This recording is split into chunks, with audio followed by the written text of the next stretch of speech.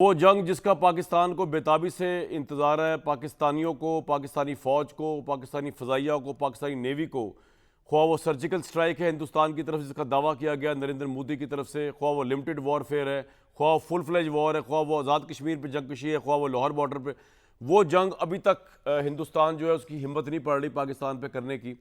हिंदुस्तान में इस वक्त और पाकिस्तान के अंदर जो आबो हवा है वो तो हमें नज़र आ ही रही है। हम तो इंतज़ार कर रहे हैं कि हिंदुस्तान कब जो है वो एक नाम नहाद दहशतगर्दी का एजेंडे के ऊपर पाकिस्तान पर अटैक करके कश्मीर की जो जिद्दोजहद है उससे नज़र हटाने की कोशिश करता है। जो अपनी क्रिमिनल नेगलिजेंस है वहाँ पर जो वाक़या हुआ पहलगाम के अंदर जहाँ पे सिक्योरिटी उनकी फेल हो गई, उसका तो हम इंतजार कर लेकिन हिंदुस्तान के अंदर भी एक आग लगी हुई है। हिंदुस्तानी मीडिया के अंदर और हिंदुस्तान की गवर्नमेंट के ऊपर जो है बड़े बड़े सवाल उठ रहे हैं। सबसे पहला चर्चा जो हिंदुस्तान के अंदर है वो ये है कि पहलगाम के अंदर सवाल ये उठा कि जी वहाँ पर मज़हब की बात की गई, ये पूछा गया कि कौन मुसलमान है और कौन हिंदू है और फिर टारगेट किया गया। पहली बात तो अगेन 26-27 लोग जो उस वाक़े में जहाँ भाग हुए, पूरा पाकिस्तान ने ना सिर्फ उसको दहशतगर्दी को कंडेम किया बल्कि our hearts and our thoughts and our prayers are all the departed soul, इसमें तो कोई दो राय नहीं है। लेकिन ये जो सवाल है कि मज़हब के नाम पे कत्ल किया पहलगाम में, क्या ये सिर्फ पहलगाम में वाक़या हुआ है या इसका जो ताना बाना है वो हिंदुस्तान और नरेंद्र मोदी से बहुत पहले का बनता है? ये मज़हब के नाम पर या नस्ल के नाम पर जो टेररिज्म हो रहा है हिंदुस्तान बलूचिस्तान में कर रहा है, पाकिस्तानियों का हिंदुस्तान टेररिस्ट ग्रुप्स के ज़रिए कर रहा है। जब फ़कीह बुनियादों पर पाकिस्तान को ID कार्ड्स देखकर कोयटा जाने वाली बसों को कत्ल किया जाता है, उतार उतार के सवारियों को। बलूचिस्तान के अंदर नेशनैलिटी आपकी वो देखकर, आपका सूबा देखकर, आपकी सूबाइयत देखकर, पंजाबी देखकर आपको मारा जाता है। वहाँ पर इंडियन रॉ ट्रेन टेररिज्म, ये सब तो ये शुरू जो आप जो कह रही है पहलगाम में हुआ कि मज़हब का पूछा गया, ये तो आपने RSS की सोच ने ये बुनियाद रखी और आप जो टेररिज्म कर रहे हैं पाकिस्तान के अंदर वो भी इसी बुनियाद पर है कि मज़हब के नाम पर, कौमियत के नाम पर मारा जाए। और उससे भी बढ़कर जब से BJP की गवर्नमेंट पावर में आई है, ये तो काम हिंदुस्तान में शुरू हुआ है कि मुसलमान को इस्लाम के नाम पर, उसकी कौमियत के नाम पर, उसके मज़हब के नाम पर टारगेट किया जा रहा है।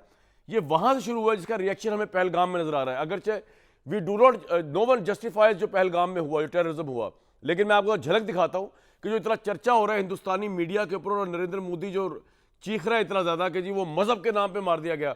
मज़हब के नाम पर सबसे पहले जो खिलवाड़ किया गया है वो हिंदुस्तान जो पाकिस्तान में टेररिज्म कर रहा है और जो हिंदुस्तान के अंदर मुसलमानों का दहशतगर्दी हो रही है, वो आप नरेंद्र मोदी और BJP ने शुरू किया। उसका पहला हम आपको जलवा दिखाते हैं इस वीडियो क्लिप्स के अंदर।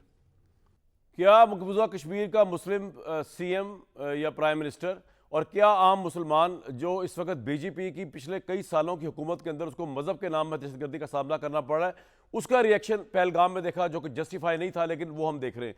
दूसरा, इस वक्त जो सबसे बड़ा काम किया मोदी साहब ने, जिसपे सबसे ज़्यादा तरकीज़ हिंदुस्तान में हो रही है, कि एक तो उन्होंने वो जो बयान दिया कि जी पाकिस्तान का पानी बंद कर दिया जाएगा।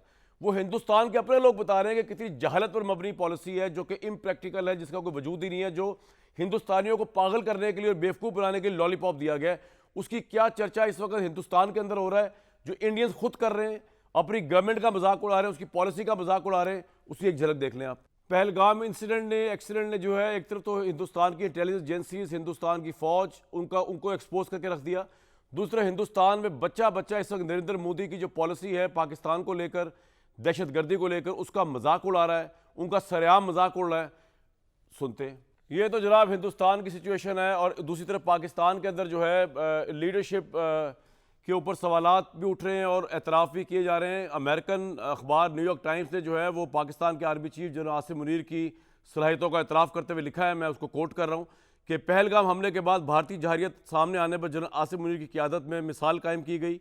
आर्मी चीफ ने भारत का मुकाबला करने के लिए फ्रंट से लीड करके मिसाल कायम की है। ऐसे वक्त में जब पहलगाम वाक़े के बाद भारत पर दबाव और ख़ित्ते में तनाव में इजाफा हो रहा है, ऐसे में जनरल आसिम मुनीर ने पाकिस्तान का वाज़िया मौक़िफ़ मुकम्मल तशकील दिया। जंगी मशकों में जनरल आसिम ने टैंक पर चढ़कर फोर्सेस से खिताब किया, किसी भी भारतीय मुहिम जोई का मुंह तोड़ जवाब देने का इरादा किया और आर्मी चीफ का ये खिताब किसी भी भारतीय हमले का जवाब देने के अज़म का मुकम्मल इरादा है। ये न्यूयॉर्क टाइम्स कह रहा है। एक ऐसे वक्त में जब पाकिस्तानी कौम सियासी और माशी मुश्किलात में घिरी थी, army chief general Asim Munir ने पूरी कौम को मुतहद कर दिया। यह अमेरिकन अखबार कह रहा है। जनरल आसिम मुनीर की तकारीर ज़बरदस्त और इबाहम से पाक होती हैं, यह भी अमेरिकन अखबार कह रहा है। ये तो हो गई जनाब मिलिट्री लीडरशिप। अब सवाल उठता है जंगों के दौरान भी, मैंने तो इस सवाल को छोड़ूंगा नहीं, कि सवाल ये उठ रहा है कि पाकिस्तान की फ़ौज, पाकिस्तान का जो आर्मी चीफ है, पाकिस्तान की आईएसपीआर, वो हिंदुस्तान के हवासों पर छाई हुई है। इंडिया टुडे के ऊपर जनरल आसिम मुनीर की तस्वीर के ऊपर वो जिहादी जनरल लगा लगा के, हालांकि उन बेवकूफ़ों को ये नहीं पता कि पाकिस्तान में या मुसलमानों में जिहादी कहना किसी को जो है बड़े फ़ख्र की बात होती है, क्योंकि हमारा तो सारा जंग ही जिहाद के इर्द गिर्द घूमता है। वो लगा लगा के उनके असाब पर सवार हुआ, कभी टूरिशन थ्योरी की स्पीचें लगा रहे हैं। इंडियन मीडिया जो है उसको इस वक्त बुखलाया हुआ है। लेकिन जो सिविल लीडरशिप है शहबाज शरीफ साहब की, उसके ऊपर अब सवाल आज के प्रोग्राम में मैंने ज़रूर करना है कि वो कहाँ पर है। क्या वो बहुत फ्रंट पे हमें लीड करती हुई नज़र आ रही है, या वो हमें लीड करती नज़र नहीं आ रही। और पाकिस्तान जो है पहले से ज़्यादा जुड़ा है, यूनिटी हुई है उसके अंदर। जो परसेप्शन था कि शायद पाकिस्तानियों के दरमियान कोई डिफरेंसेस हो गए पॉलिटिकली, उसमें अपने इदारों को लेकर, अपने मुल्क की यूनिटी को लेकर,